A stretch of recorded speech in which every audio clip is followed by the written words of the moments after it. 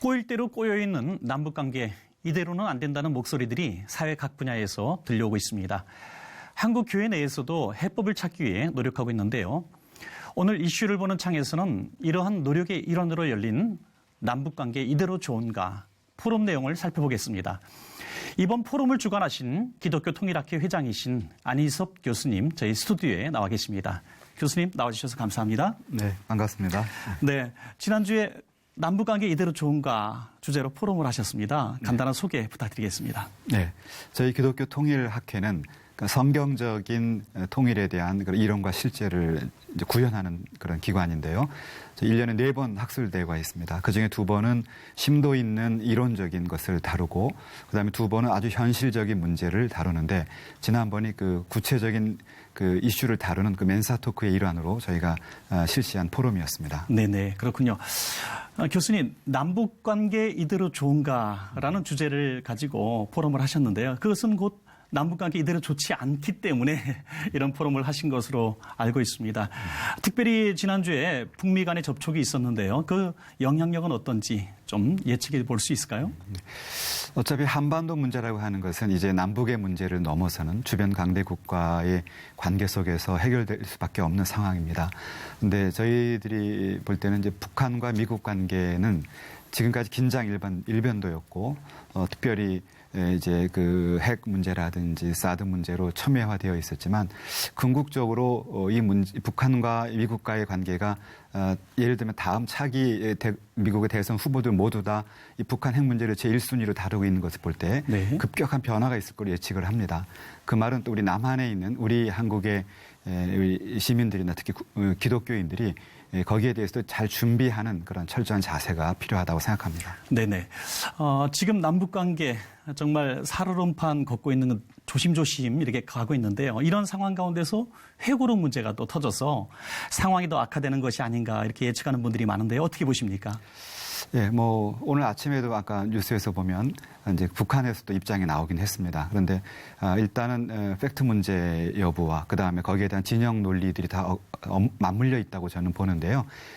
일단 우리 기독교인들의 입장은 정치 혹은 외교적인 문제를 넘어서는 우리 신앙적인 그런 자세로 이 남북 문제를 바라봐야 한다 이렇게 생각합니다. 네, 그렇군요.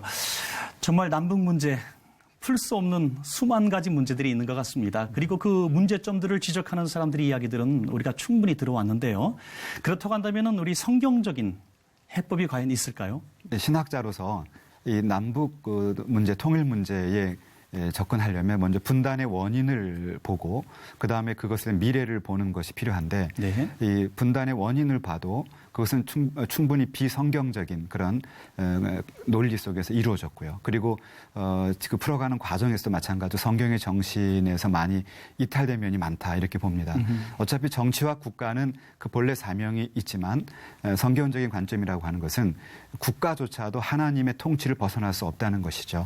하나님의 통치, 하나님의 나라의 원칙은 샬롬입니다. 그렇다면 네. 이 하나님의 샬롬을 이 땅에 이루기 위하고 또 북한에 지금 존재하고 있는 그 수많은 그 악한 현상들, 그 다음에 기근이라든지 그런 고통들을 우리가 그들을 하나님의 영혼, 하나님의 형상을 가진 영혼으로 본다면 당연히 선교적인 그런 아주 적극적인 문제로 접근해야 될 것으로 보고요.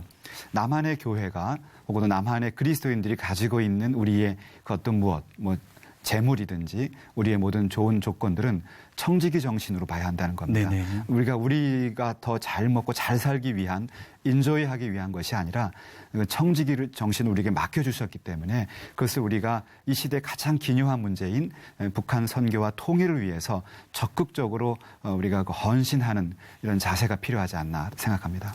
네, 그렇다면은 이 성경은 역사를 기록한 과거의 하나님의 말씀이신데 오늘 그 성경적 근거에 비추어서 오늘 이 시대에 말씀하시는 성경적 통일을 위한 또 남북관계 해법을 위한 어떤 제시들을 우리가 볼 수 있어야 되겠습니다.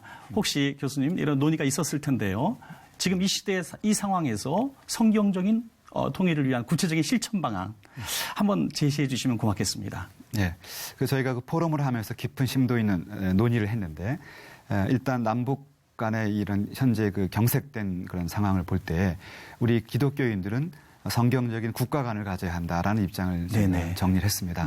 그 뭘 의미하냐 하면 국가조차도 하나님의 통치하에 있다고 하는 전제 속에서 기독교인들은 그 국가가 이 땅 안에 하나님의 나라, 하나님의 샬롬을 이룰 수 있도록 일을 잘 하도록 우리가 적극 기도하는 거와 또 동시에 국가가 할 수 없는 일, 즉 국가는 원래 시민들의 안녕을 지키는 일이니까 그 원래 본래 목적이니까 국가가 할 수 없는 역할이 있다는 거죠. 네네. 그 역할을 교회가 해야 되겠는데 바로 그 역할을 위한 구체적인 논의를 위한 하나의 그 토대를 제가 쌓았다라고 말할 수 있겠습니다. 네네.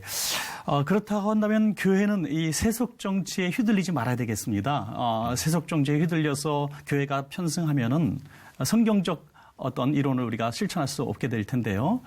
교수님 보실 때 그러면 성경적인 어떤 실천 방안들은 선교적 목표에 초점을 맞춰야 된다. 이런 말씀으로 이해해도 되겠습니까?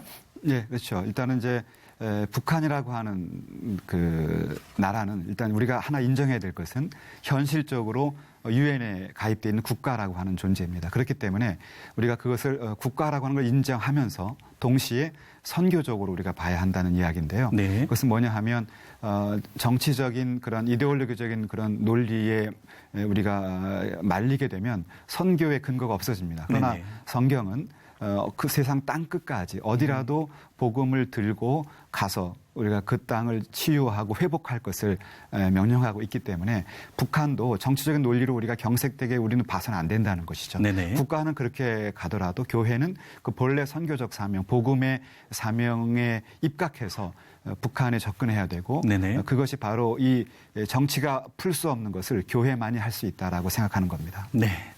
정말 한국 교회, 특별히 우리 남한 교회들이 지금까지 북한을 위해서 기도 안 한 적은 사실 없었습니다.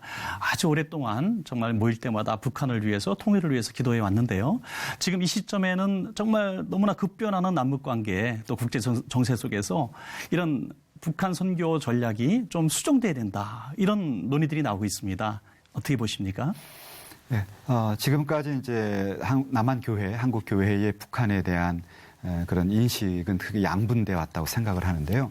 이제는 그런 이데올로기에 편향된 접근을 가지고서는 도저히 풀 수 없는 상황이 되었습니다. 네네. 그러니까 단순한 흑백 논리도 되지 않고 미국이든 또 중국이든 주변의 국가들도 단순한 논리로 접근해 오고 있지 않습니다. 네. 이것은 이제 우리가 다 알고 있듯이 이 통일 문제는 이제 이미 국제 문제로 되어 있기 때문에 네. 우리 남한의 기독교인들도 그냥 단순히 복음 들고 간다라고 하는 그런 논리적인 차원이 아니라 일단 북한에 대한 문제가 한국 교회가 가장 우선적으로 풀어야 하는, 그러니까 북한 선교에 관심 있는 교회가 적극적으로 그 일을 하는 것이 아니라 모든 남한의 교회는 반드시 해야 된다는 그 인식을 갖는 것이 중요하고요.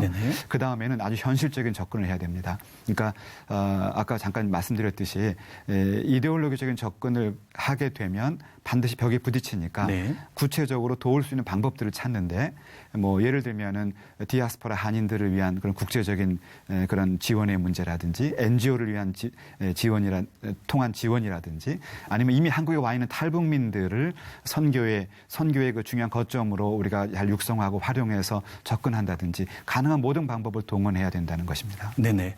네, 교수님 말씀대로 사실 하나님의 마음을 가지고 성경적인 선교, 즉 구제를 통해서 또 우리가 사랑을 통해서 대화가 돼야 되는데 사실 이렇게 오늘날 문제가 꼬이게 된 이유는 북한의 핵실험 아니겠습니까? 그래서 국제사회가 지금 핵실험만 멈추면 우리가 지원해 주겠다 이런 태도를 보이고 있는데요. 지금 그것을 이제 포기하지 않을 것 같습니다. 이런 상황 가운데서 국제사회의 압박은 더 강해질 것 같은데 어떻게 예측하십니까?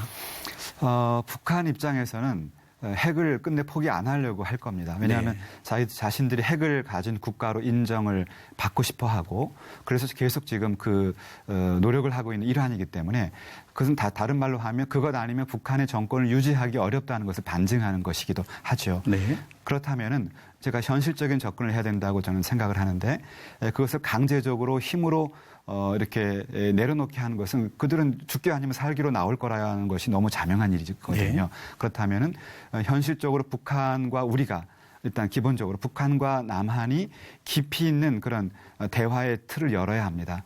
그래야만 북한이 자신의 그 존재에 대한 위협을 일단 좀 덜어놓을 수 있고 네. 그래야 길이 열리지 다른 국제적인 역학관계 속에서 계속 압박을 가하게 되면 북한은 결국 자멸하는 한이 있더라도 내려놓지는 않을 거라는 것이죠. 네네. 그러니까 남한과 북한의 긴밀한 통로의 그 확보가 중요하다고 봅니다. 네, 그렇군요. 정말 지금 교수님 말씀대로 북핵 문제 또 남북 문제 정말 복잡하기 짝이 없고 해법이 보이지 않는 것 같습니다. 그렇지만 세상적으로는 풀 수 없는 이 문제 교수님 말씀대로 정말 교회가 또 하나님의 역사가 이 문제를 푸는 열쇠가 되기를 간절히 소망해 봅니다. 오늘 귀한 말씀 감사합니다. 네, 감사합니다.